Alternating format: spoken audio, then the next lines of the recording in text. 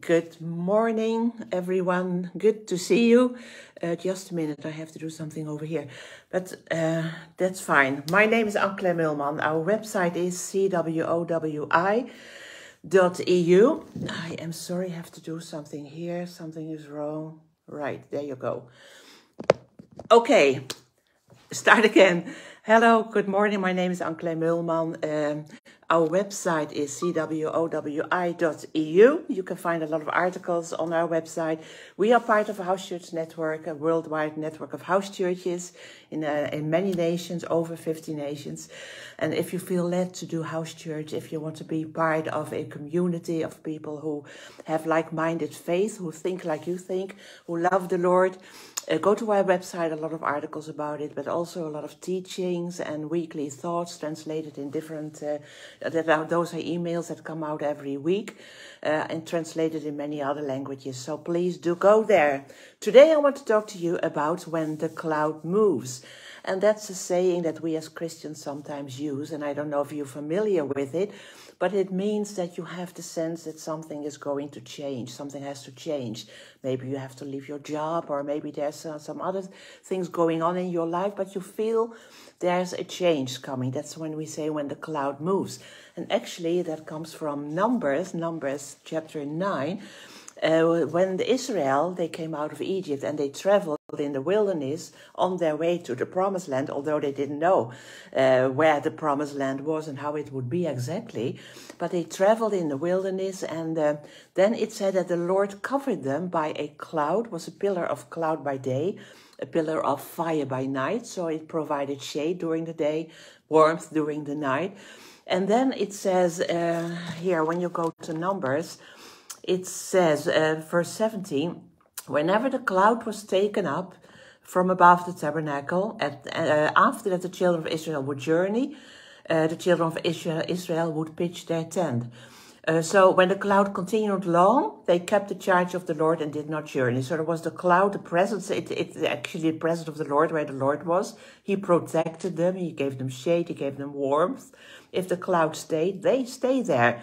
But it says whether by day or by night, whenever the cloud was taken up, they would journey. So they had to watch the cloud and be aware of what is happening. Is the cloud taken up? That it means, okay, something is going to change, and then the cloud would move. And it says in 23, at the command of the Lord they remained encamped, and at the command of the Lord they journeyed.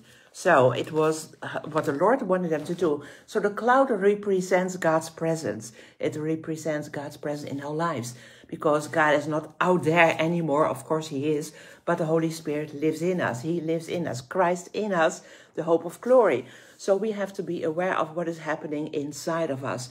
And we are not moved by our circumstance. We do not change things because our circumstances change, but we are moved by what the Holy Spirit is communicating to us. If he wants us to move, if he wants us to change job or whatever, whenever something is going on.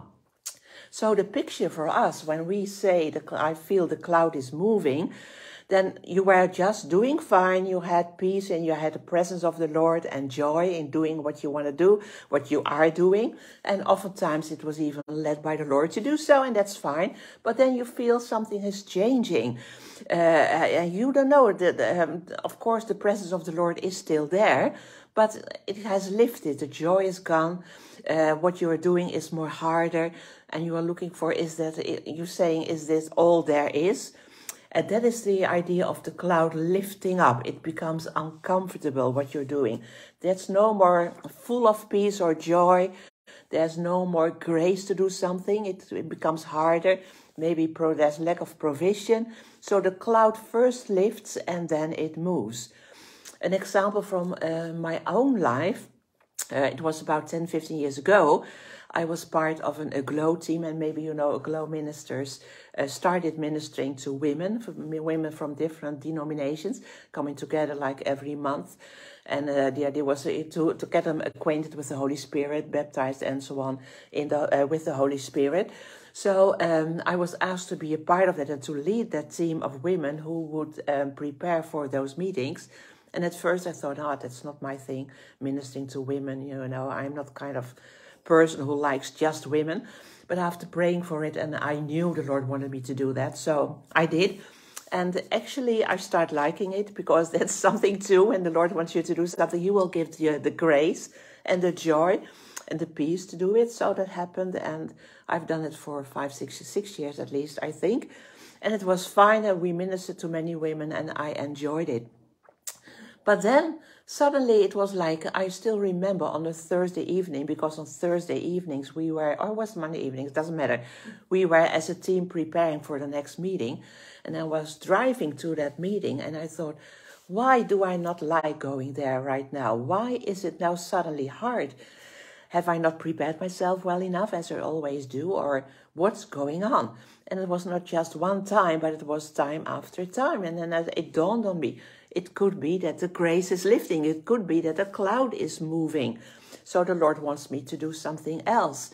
But it was hard, of course, because you love the people, you love what you were doing, you loved what you were doing. So I talked with the women of the team, and we said, well, let's just pray. If I have to move, do something else, and someone else will lead it, and the Lord will talk to that person. He will confirm it.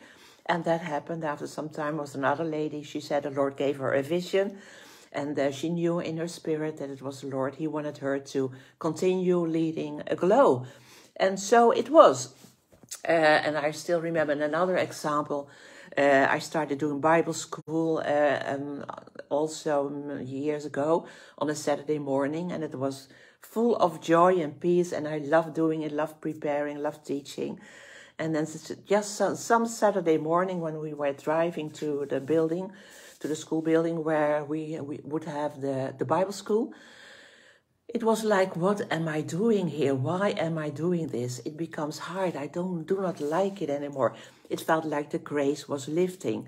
And then I understood, okay, there will be an end to what I'm doing. So that's something you have to understand, even when the Lord leads you to do a certain things, to start a certain ministry, to go to have a certain job, to live in a certain place, or to go to a certain church. It doesn't mean that you have to stay there forever. It can be there for a season. And when that season is gone, it's like the cloud is lifting. Something is changing. And it means, okay, the Lord wants me to move on. He wants me to do something different, something else. I'm not quite sure what, but there's a change is coming. So we are not responding to circumstances, but what is happening in our spirit. And oftentimes those circumstances are changing too. It could be there's no provision in your job anymore. Maybe they are cutting, people have to leave their job. So you feel something in the natural is also changing. Or that could be something else, like there is no provision anymore. So it can be in the natural, but first of all, the Lord will speak to you in your spirit. So when the cloud is lifting and moving, we are talking about that God inside of you, Christ in you, He moved on. Maybe it's about a relationship. Maybe you are helping certain people for a time, and that was good, and there was joy and peace and provision in it, but you feel like it's lifting, meaning, okay, your time with those people is gone. You have to move on from this relationship, from the job or from the church or whatever. So when it is lifting, that grace is lifting, you start preparing yourself mentally for it. An example actually in Paul's life, when he felt the grace was lifting, the cloud was moving, is in Romans 15:23. Paul was writing to the Romans from the city of Corinth, and he writes, I have no more place in these parts, having no more place in these parts, and I have a desire to come to you. So no more place means there's nothing more for me to do. It feels like, okay, maybe I was there for a season. There's no more place for me in these parts, he says. So that means it's a specific part of your life.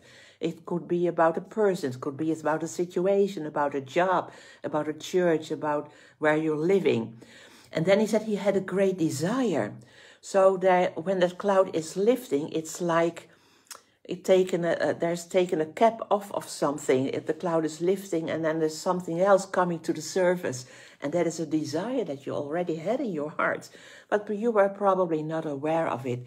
And the Lord is putting it, bringing it up to the surface Maybe you had a longing for deeper relationships, or maybe you had a longing to live somewhere else where there was more space around you, like we had a longing. We lived in a how do you call that, a row house, something like that, in Houten for almost 30 years. But at the end, when the grace was lifting to live there, we had a longing to live somewhere else, where there would be more room to have people in our homes. So that longing comes to the surface. And okay, so that's amazing to know. So Numbers says, whether it was by day or by night, whenever the cloud was taken up, they would journey. So that means it's not always convenient when it was by night. Even when the cloud moves, even when the Lord is moving you on, it means it's not easy. It's not easy to let go of those relationships, or to let go of the church or the home that you are comfortable in. Because there's oftentimes a comfortable, you're comfortable in what you do. And it feels like right, it's comfortable. But when he moves you on, there's this kind of uncertainty. You don't know. It's a bit weird. But it doesn't... but it can be God, even when you feel uncomfortable. Because the purpose of our life is to follow the cloud and to follow the Lord in all things, even when it's difficult. And even when people do not understand what you're doing. But when you are leaving, when you are moving, following the Lord, do it in a righteous way. Do it the right way. So talking about a glow, I did not just leave it from one day to another, or 1 month to another. No, there was some time. The Lord gave me some time that I could prepare them, and the Lord was working in someone else's heart. And there's no rush to do things. You have to do it in the right way, so people are comfortable with it too, as much as it lies within you. But how people react, other people react, that's their business, and that's their accountability before the Lord. So the Israelites were moving to a place where provision was. Otherwise, God would not have them move. So look at the provision, look at God's presence and his peace, and do not look to the challenges. Because a new job can be hard at first. It can be uncomfortable being in a new home, in a new area. You don't know anyone else. But where he is moving you, there is a place of peace and a provision, rest and safety. You just have to follow the cloud. There's a wonderful saying from Corrie ten Boom. Maybe you have heard of her. She was a Dutch evangelist. She survived the Second World War. She was in a concentration camp. And after she came out of the camp, she started traveling the world and talking about the Lord, how he helped her through all the difficult situations that she had encountered. And she says, one of her quotes is, she says, "Never be afraid to trust an unknown future to a known God." Never be afraid to trust an unknown future to a known God. Because when he is moving you, when the cloud lifts, when the cloud moves and you follow, there will be provision, there will be that joy again, and he will take care of you. You just follow the clouds. Hope it was a blessing to some of you. See you next time. Bye-bye.